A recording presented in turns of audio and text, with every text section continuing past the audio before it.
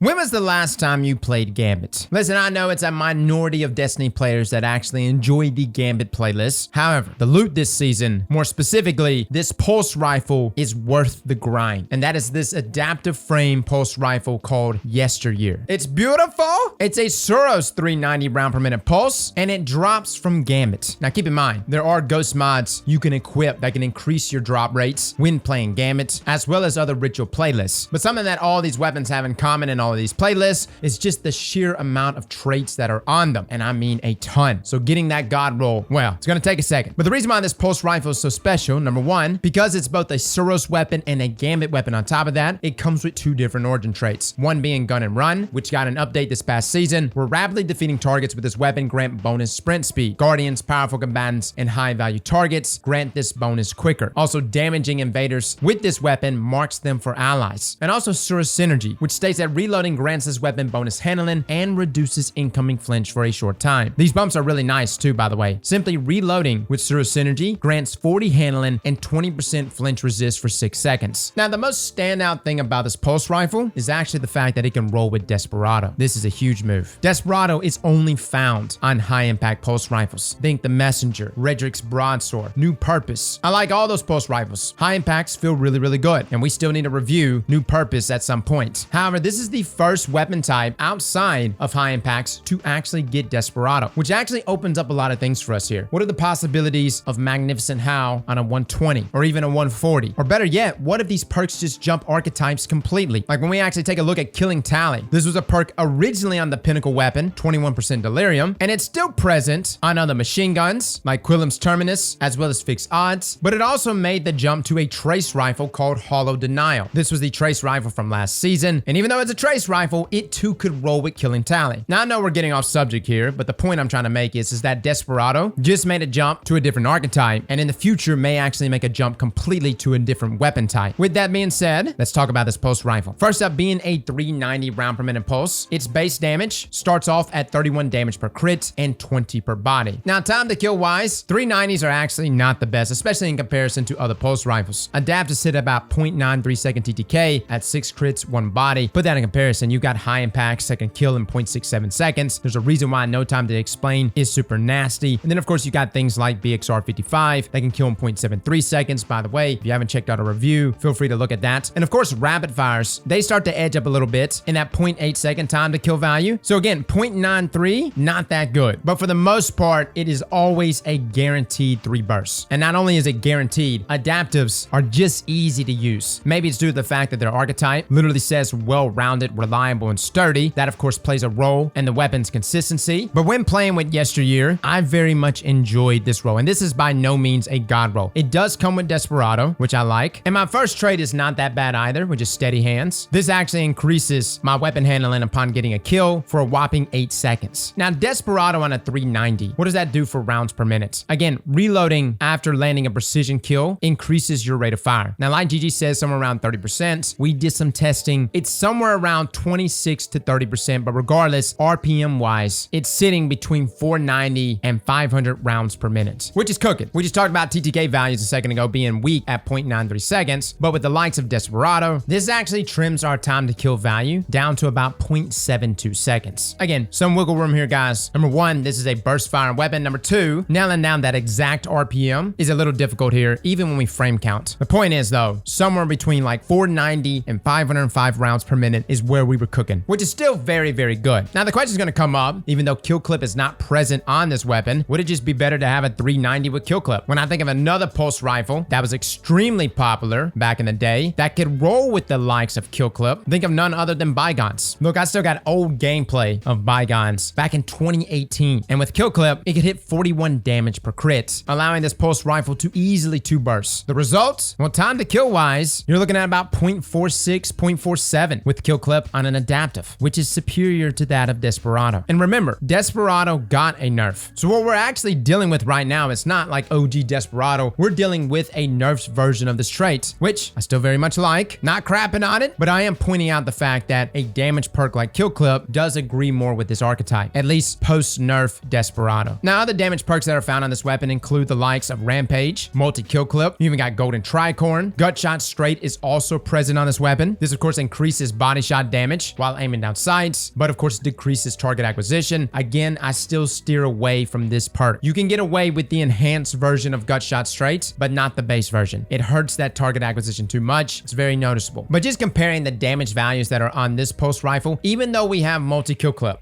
is still not kill clip. And I would just take Desperado over multi-kill clip and Rampage. And I know we have Rampage values that can crank up pretty high. And essentially you can get to the same damage values there, especially at 3 stacks at 41 damage per crit and 26 per body. But again, that requires multiple kills, and the same with multi-kill clip, whereas Desperado is just one precision kill. Just like kill clip is just one kill. And even though you can actually 2 bursts with a single stack of Rampage and even a single stack of multi-kill clip, although we're talking a difference here of 10% on the first stack of Rampage versus 17% on that first stack of multi-kill clip. If I was to sit down and choose between those 2 different traits based on just sheer damage, I would definitely go multi-kill clip. It's just easier to proc in my opinion. Yes, I know Rampage allows you to lay on the trigger, but inside of Crucible, for the most part, I'm getting a single kill, I'm reloading, and then I'm finding my next target. And you want to reload, guys. Again, Sura Synergy is offering that flinch resist. So every time you're reloading, you're getting wonderful benefits for 6 seconds. And oh yeah, multi-kill clip lasts for 5 seconds. So almost the entire duration there that you're getting that flinch resist and increase in handling, you're also going to be proccing things like multi-kill clip or even Desperado, which lasts for 6 seconds. Both of those pair so well with Sura Synergy. So in my opinion, guys, it's just better to go with a reload-based damage perk. And even though we talked really highly about kill clip, multi-kill clip does allow you to 2 burst guardians in 5 crits, 1 body. Even max resilience guardians. So that 0.46 TTK value that we could achieve with kill clip, you could still achieve it there with multi-kill clip and still have some level of forgiveness that's going to offer something even over the likes of Desperado. Desperado is obviously the cooler traits. And some of y'all get this, man. The first time we got Redrick's Claymore and then of course Redrick's Broadsword, that pulse rifle wasn't even that good, but Desperado made that weapon. But at the same time, we also have to accept the limitations that Desperado has since its nerf. Now, the trait to pair with either of these damage traits, whether it's multi-kill clip or Desperado, is of course perpetual motion. You can go tunnel vision, which would synergize well with both of those, as tunnel vision lasts for nearly the entire time that both of those traits last, as it lasts around 5 seconds. You get increased aim assist, a lot of other benefits toward the accuracy cone. It's good. It's just perpetual motion is really nice to have on the front end, as it can help you even before getting a kill. So to me, guys, that is the god roll. I did enjoy steady hand just for swapping back and forth to different weapons, but considering you're already getting a very nice handling buff from Sura Synergy, I didn't really think I needed steady hands all that much. Whereas something like perpetual motion, yes, it offers the same benefits toward handling, but it also grants you increased stability as well as increased reload. And you want to reload pretty often considering the Sura Synergy perk and of course Desperado and multi-kill clip. So it would be a double whammy there in terms of benefits. Now, in terms of limitations, this weapon does sit at a 50 recoil direction, which is why I highly advise a couple different barrel perks. Number 1, you can either go arrowhead break and give it plus 30. This would still put you at 80, and I do advise even at 80 recoil direction, throw on a counterbalance mod to get it to that odd number. You can also rock things like chamber compensator or even extended barrel. This adds on an extra 10, but again, with both of those barrel perks, you do want to rock a counterbalance mod. And even if you don't have either of those barrel perks, again, guys, you still want to use a counterbalance mod. Now, in terms of the range of Yesteryear, this is where it will lack just slightly, or at least tie with a lot of other weapons. A mediocre range roll is going to be around 34-35 meters, but with things like hammerforged rifling, ricochet rounds, or even high cal and a ranged masterwork, you can reach up to 37 meters. Now, I bring this up because other pulse rifles, most notably high impacts like the Messenger, can reach well in the 40-meter range. They just have more zoom. And we look at other pulse rifles, even the BXR, which is a lightweight, has superior range than that of Yesteryear. Needless to say, guys, it is limited in its range capabilities. It does alright against other adaptives, and that's the main point, but it does come up short against other pulse rifles in other archetypes. And even in its own archetype, you have things like Last Perdition, which can roll with things like scopes, which has tremendously more range. Overall, despite those limitations, Yesteryear is still a very good pulse rifle. Now, for the PvE roll, Desperado used to be a terrible perk for PvE, but it no longer hurts your damage. It simply increases the rate of fire. You see, guys, at one time, Desperado would actually tone down the damage inside of PvE. It's terrible, which is why I think Outlaw Desperado is still a fantastic combination to go for. This is also a void weapon, so a golden tricorn build with, say, subsistence is also really good, especially for void related builds. And when I think of like pulse rifles that do the best with void, obviously I think of Graviton Lance, Collective Obligation. You're not going to get that level of craziness because this is a legendary, but it's still going to perform very nicely for you. So don't sleep on this this weapon inside of PvE. Overall, fellas, this pulse rifle is dropping from Gambit, and yes, it's worth getting. Make sure you reset your Gambit ranks. There's a lot of traits on these weapons, so as you begin to rank up and get those resets in, multiple traits will be able to drop on this gun, which means more chances to get that god roll. I really love that Bungie is being a little more bold with these perks that used to originally be on pinnacles, and things like Desperado and Kill and Tally, potentially Magnificent How in the future. We're gonna see these perks not only make the jump to other archetypes, but entirely new weapon types, and that's very exciting to me. Fellas and ladies, thank you all for coming and watching, and as always, Slap that like button like your mama told you right.